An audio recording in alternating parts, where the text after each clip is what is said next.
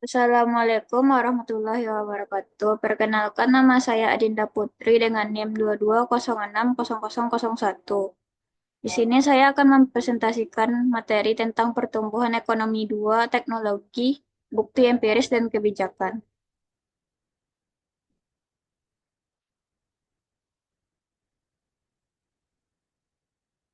Untuk materi yang pertama yaitu tentang kemajuan teknologi dalam model Solo. Untuk memasukkan kemajuan teknologi, kita harus kembali ke fungsi produksi yang mengaitkan modal total K dan tenaga kerja total L dengan output total nilai. Y sama dengan fungsi dari KL. Fungsi produksi ini menjadi Y sama dengan fungsi dari KL dikali E, di mana E adalah variabel baru dan abstrak yang disebut efisiensi tenaga kerja. Efisiensi tenaga kerja mencerminkan pengetahuan masyarakat tentang metode-metode produksi ketika teknologi mengalami kemajuan. Efisiensi tenaga kerja meningkat. Sebagai contoh, efisiensi tenaga kerja meningkat ketika produksi lini perakitan mentransformasi sistem manufaktur pada abad ke-20 dan meningkat lagi ketika komputerisasi diperkenalkan di akhir abad ke-20.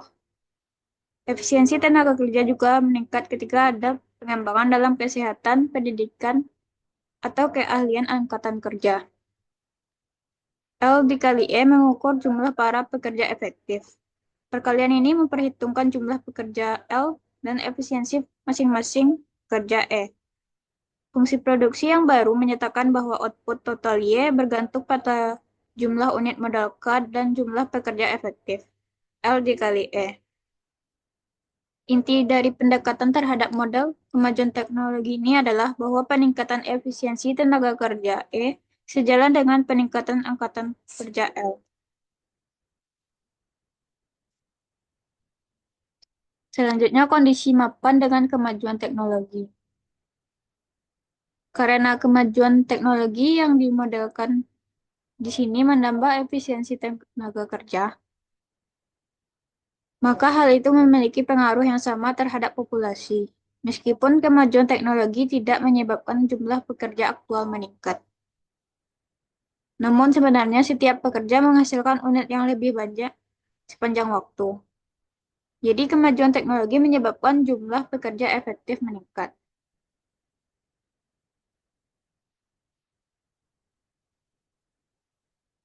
Persamaan yang menunjukkan evolusi K sepanjang waktu sekarang berubah menjadi delta K sama dengan SFK dikurang delta ditambah N tambah G dikali K. Kemajuan teknologi juga memodifikasi kriteria untuk kaidah emas. Tingkat modal kaidah emas kini didefinisikan sebagai kondisi mapan yang memaksimalkan konsumsi per kerja efektif. Yang dapat dilihat pada slide rumusnya, kondisi konsumsi pada kondisi mapan dimaksimalkan jika MPK sama dengan delta ditambah N ditambah G atau MPK dikurang delta sama dengan N tambah G.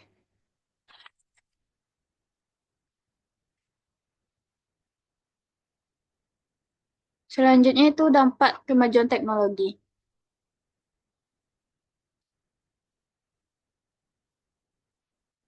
Dengan dapat dilihat pada gambar 8.1, kemajuan teknologi yang mengoptimalkan tenaga kerja pada tingkat G mempengaruhi modal pertumbuhan Solo dalam cara yang sama dengan pertumbuhan populasi pada tingkat N. Sekarang K didefinisikan sebagai jumlah modal per pekerja efektif yang meningkatkan jumlah pekerja efektif karena kemajuan teknologi cenderung mengurangi K. Dalam kondisi mapan, investasi SFK secara tepat mengimbangi penurunan K yang terkait dengan depresiasi pertumbuhan populasi dan kemajuan teknologi.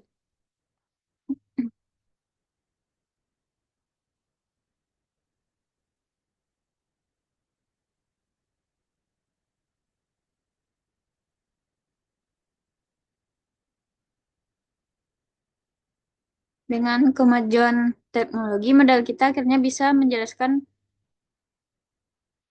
kenaikan yang berkelanjutan dalam standar kehidupan. Yaitu kita telah menunjukkan bahwa kemajuan teknologi bisa mengarah ke pertumbuhan yang berkelanjutan dalam output per pekerja. Sebaliknya, tingkat tabungan yang tinggi mengarah ke tingkat pertumbuhan yang tinggi hanya jika kondisi mapan dicapai.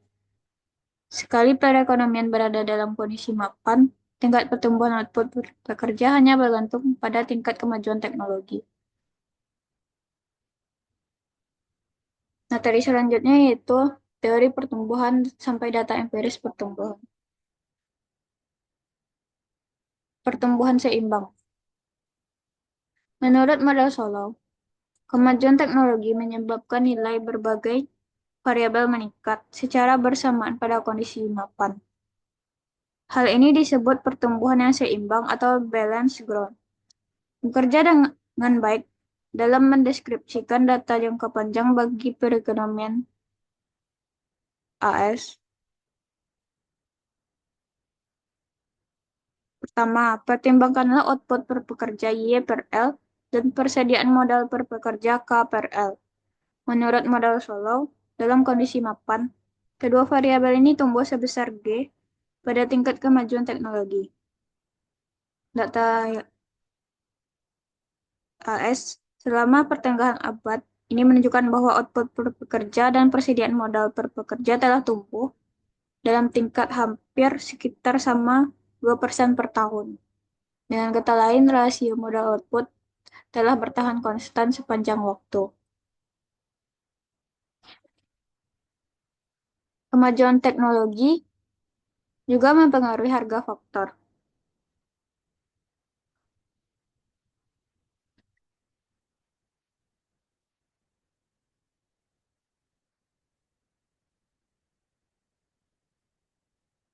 Sebagai contoh, misal dalam kondisi mapan upah real tumbuh sebesar tingkat kemajuan teknologi, namun harga sewa real modal tetap konstan sepanjang waktu.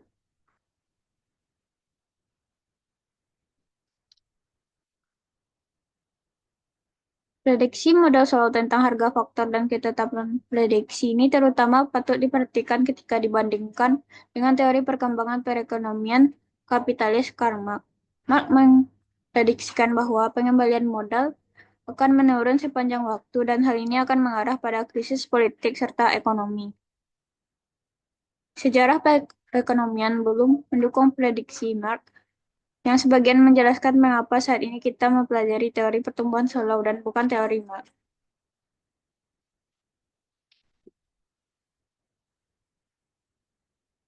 Selanjutnya, konvergens. Model Solow meramalkan kapan konvergens terjadi. Menurut model tersebut, kapan pertemuan atau konvergens perekonomian terjadi bergantung pada perbedaan saat mereka memulai. Di satu sisi, jika dua perekonomian terjadi, bergantung pada perbedaan saat mereka memulai. Di satu sisi, jika dua perekonomian dengan kondisi mapan yang sama seperti yang ditentukan oleh tingkat tabungan, tingkat pertumbuhan populasi, dan efisiensi tenaga kerja, karena kesalahan sejarah mulai dengan persediaan modal yang berbeda.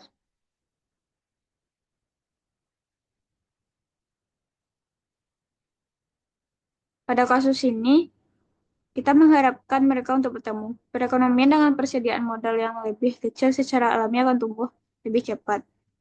Kita dapat menerapkan logika ini untuk menjelaskan pertumbuhan Jerman dan Jepang yang cepat setelah Perang Dunia II.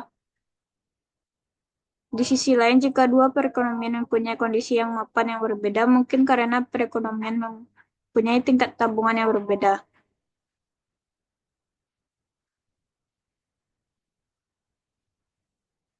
Pengalaman ini konsisten dengan analisis dalam contoh perekonomian dengan budaya dan kebijakan yang sama. Studi yang dilakukan membuktikan bahwa perekonomian akan saling berkonvergensi pada tingkat sekitar 2% per tahun, yaitu kesenjangan antara perekonomian yang kaya dan miskin menyempit sekitar 2% per tahun. Salah satu contohnya adalah perekonomian rumah tangga di Amerika Serikat. Karena alasan sejarah seperti Perang Sipil tahun 1860-an, tingkat pendapatan antar negara bagian mempunyai variasi yang besar seabad yang lalu. Tetapi perbedaan ini akan menghilang dengan berlalunya waktu.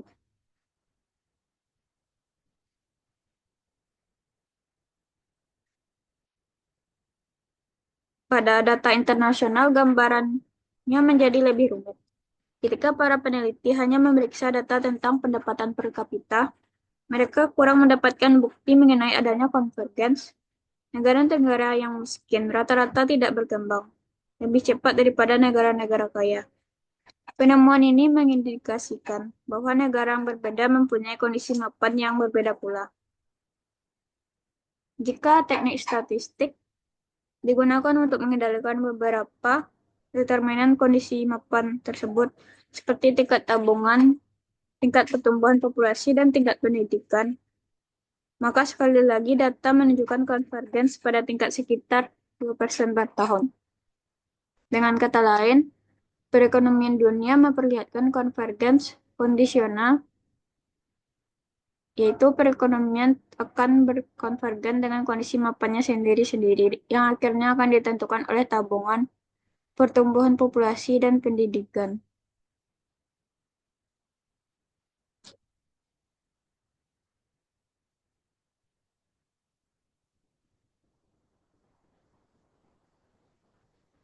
Selanjutnya, akumulasi faktor versus efisiensi produksi.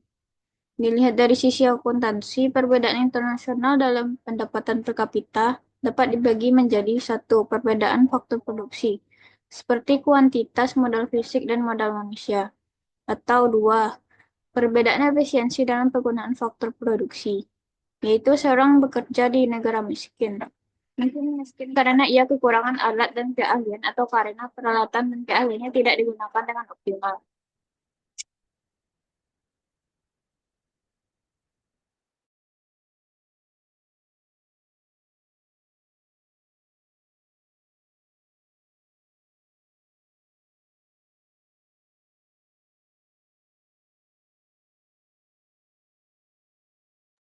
Untuk menjelaskan hal ini dengan model Solok, pertanyaannya apakah kesenjangan yang besar antara si kaya dan si miskin disebabkan oleh perbedaan akumulasi modal, termasuk sumber daya manusia atau perbedaan fungsi produksi.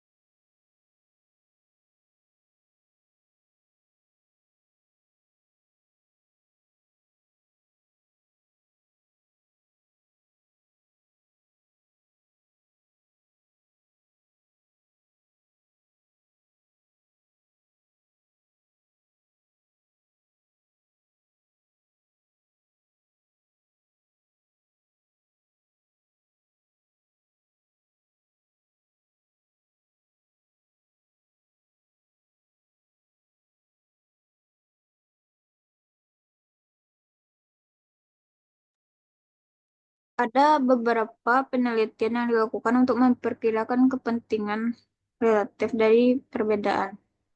Hipotesisnya bahwa faktor akumulasi dan efisiensi produksi digerakkan oleh variabel ketiga. Variabel ketiga ini dapat berupa kualitas institusi negara, termasuk proses pembuatan kebijakan pemerintah. Seperti yang dikatakan oleh seorang ekonom, jika pemerintah membuat kesalahan, maka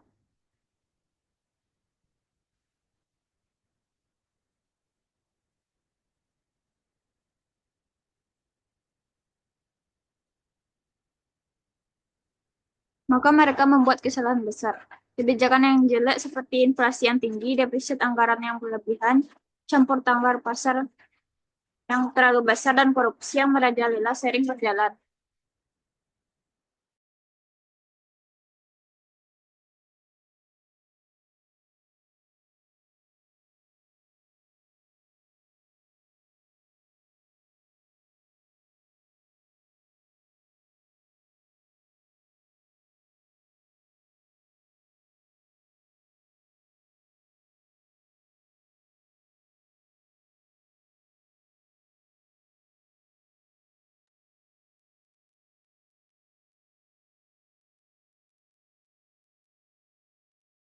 Materi selanjutnya,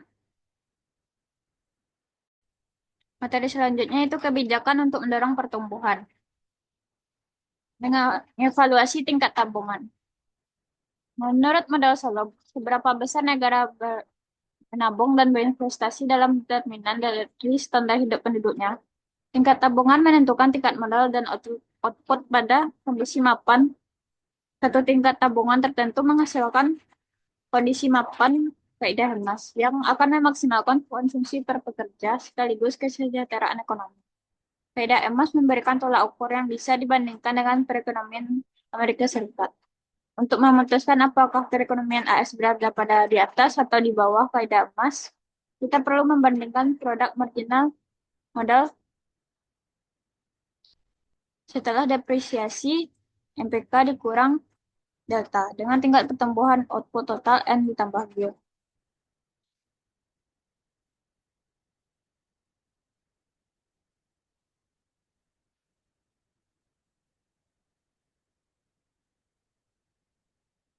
Selanjutnya, mengubah tingkat tabungan.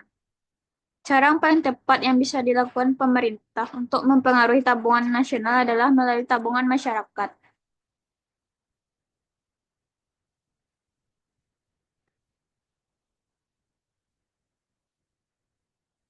Perbedaan antara jumlah penerimaan pajak pemerintah dan pengeluarannya. Bila pengeluaran pemerintah melebihi permintaannya, maka pemerintah dikatakan mengalami defisit anggaran yang menunjukkan tabungan masyarakat negatif.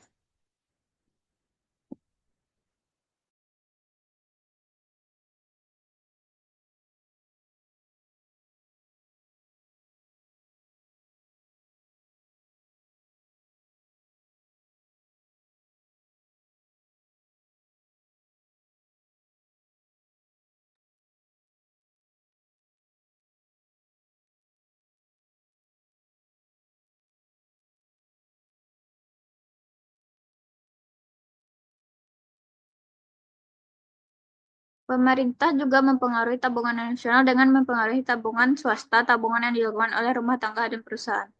Sebaliknya, seberapa banyak orang yang menabung bergantung pada insentif yang mereka terima, dan insentif ini dibedakan oleh beberapa kebijakan publik.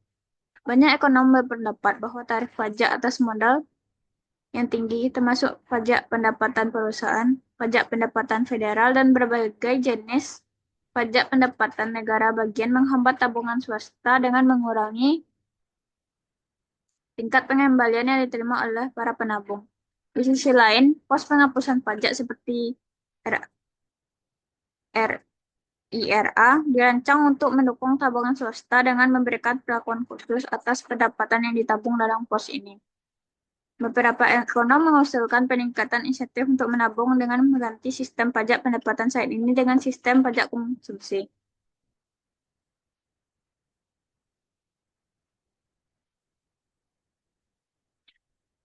Mengalokasikan investasi perekonomian. Modal Solok menyederhanakan asumsi bahwa hanya ada satu jenis modal. Di dunia tentu saja banyak jenis modal. Perusahaan-perusahaan swasta melakukan investasi dalam jenis-jenis modal tradisional, seperti pabrik bulldozer dan baja, serta jenis-jenis modal baru seperti komputer dan robot.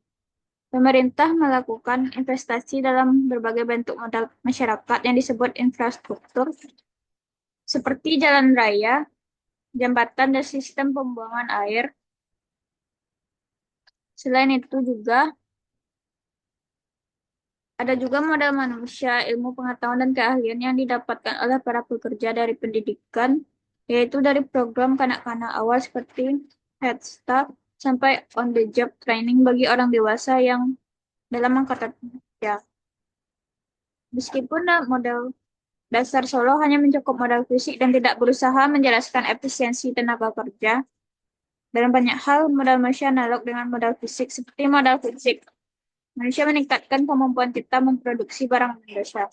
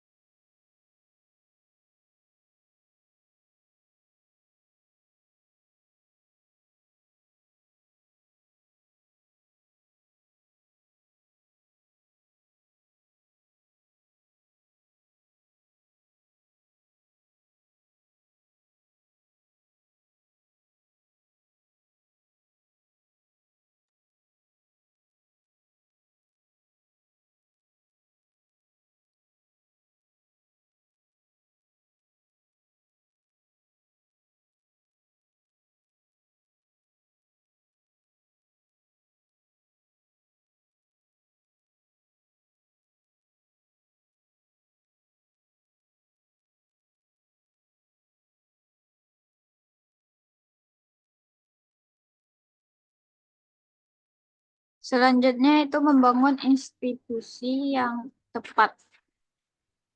Beberapa ekonom yang mempelajari perbedaan standar kehidupan pada negara-negara dunia menjelaskan perbedaan ini pada input modal manusia dan modal fisik. Sementara ekonom lainnya mengaitkan perbedaan produktivitas di mana input-input tersebut digunakan. Salah, salah satu alasan mengapa setiap negara memiliki tingkat efisiensi produksi yang berbeda-beda adalah karena mereka memiliki institusi yang berbeda dalam memberikan petunjuk tentang pengalokasian sumber daya langka yang tersedia di negara tersebut. Menciptakan institusi yang tepat penting agar kita dapat memastikan sumber daya tersedia dialokasikan sebaik-baiknya. Tradisi hukum suatu negara adalah sebuah contoh dari institusi tersebut. Beberapa negara seperti Amerika Serikat, Australia, India, dan Singapura merupakan daerah bekas koloni Inggris dan karenanya memiliki sistem hukum dengan gaya Inggris. Negara-negara lainnya seperti Italia, Spanyol, dan banyak negara di Amerika Latin memiliki tradisi hukum yang berasal dari Kode Napoleonic Prancis.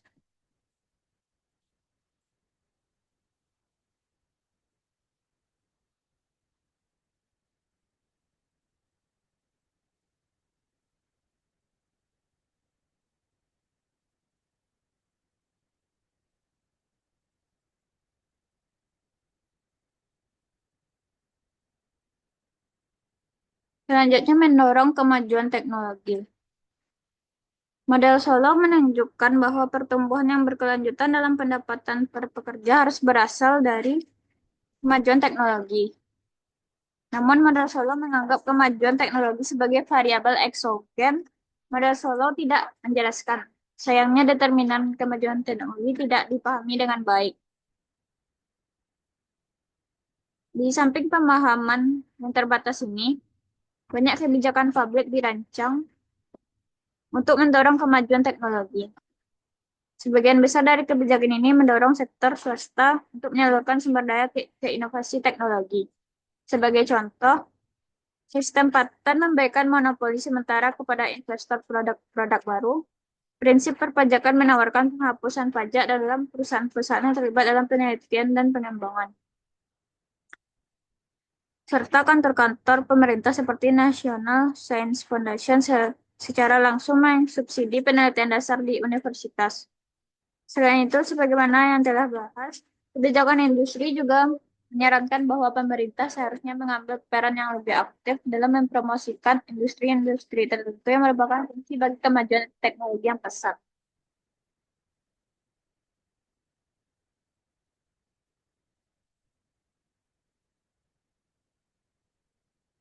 Selanjutnya yaitu materi di luar model Solo teori pertumbuhan endogen.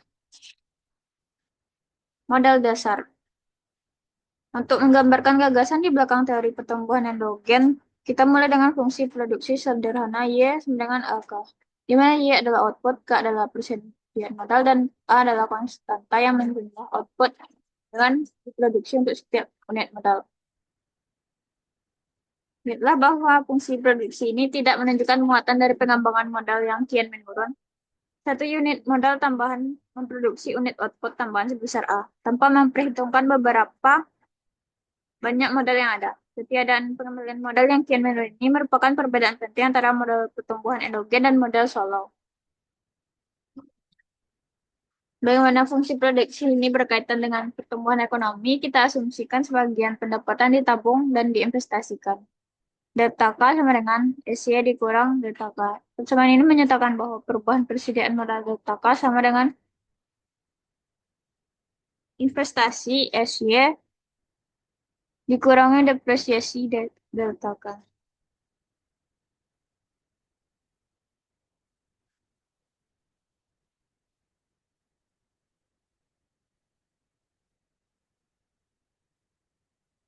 Dalam model Solo, tabungan akan mendorong pertumbuhan untuk sementara. Tetapi pengembalian modal yang kian menurun pada akhirnya mendorong perekonomian mencapai kondisi mapan di mana pertumbuhan hanya bergantung pada kemajuan teknologi eksogen. Sebaliknya, dalam model pertumbuhan endogen, tabungan dan investasi bisa mendorong pertumbuhan yang berkesinambungan. Namun penganut teori pertumbuhan endogen berpendapat bahwa asumsi pengembalian modal konstan bukan yang kian menurun, lebih bermanfaat jika K diasumsikan secara lebih luas. Barangkali kasus terbaik untuk modal pertumbuhan endogen adalah memandang ilmu kuantum sebagai sejenis modal. Modal dua sektor. Meskipun model Yes dengan K adalah contoh pertumbuhan endogen yang paling sederhana, teori ini berjalan dengan baik. Sebuah lini penelitian telah berupaya mengembangkan modal dan ini dengan lebih satu sektor produksi untuk memberikan penjelasan lebih baik tentang kekuatan-kekuatan yang mengelola kemajuan teknologi.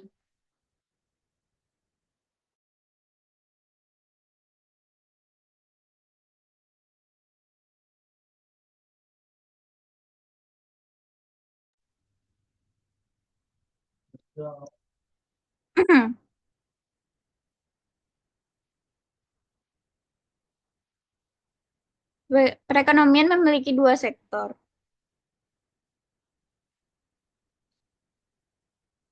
Yang bisa kita sebut perusahaan manufaktur dan universitas riset, perusahaan memproduksi barang dan jasa yang digunakan untuk konsumsi serta investasi dalam modal fisik. Universitas memproduksi faktor-faktor produksi yang disebut ilmu pengetahuan yang kemudian digunakan secara bebas oleh kedua faktor. Perekonomian dijelaskan oleh fungsi produksi untuk perusahaan, fungsi produksi untuk universitas, dan persamaan akumulasi modal. Selanjutnya itu mikroekonomi dari penelitian dan pengembangan. Model pertumbuhan endogen dua sektor yang baru dibahas membuat kita lebih memahami kemajuan teknologi. Jika orang berpikir tentang proses penelitian dan pengembangan sejenak, maka tiga fakta akan muncul. Pertama, meskipun ilmu pengetahuan merupakan barang publik, yaitu barang yang secara bebas tersedia untuk setiap orang, namun banyak penelitian dilakukan di perusahaan-perusahaan yang dijalankan dengan motif mencari laba. Kedua, penelitian menjadi menguntungkan karena inovasi memberikan perusahaan kekuatan monopoli temporer. Selain karena sistem patentnya, karena ada keunggulan untuk menjadi perusahaan pertama di pasar untuk produk baru. Ketiga, ketika sebuah perusahaan berinovasi, perusahaan lain juga mengembangkan inovasi ini untuk menghasilkan inovasi generasi berikutnya.